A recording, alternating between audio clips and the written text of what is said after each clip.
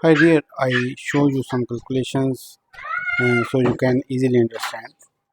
For example, the current assets are there. As your teacher said, we can go, we, uh, we do this equal to sign, then we go to Walmart first.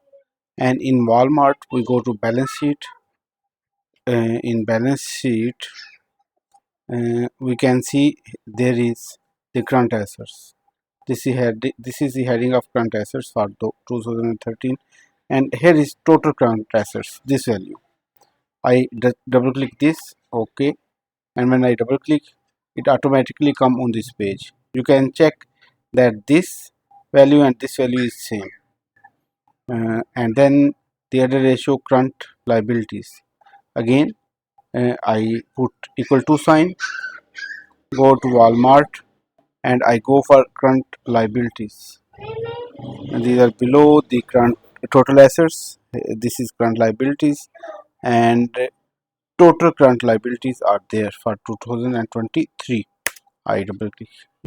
You can check these both values are same like this.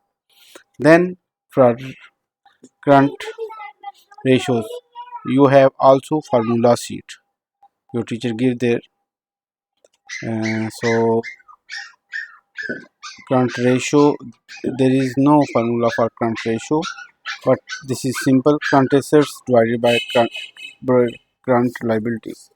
So current assets divided by current liabilities, and this is the ratio which your teacher want. This is the procedure of the work.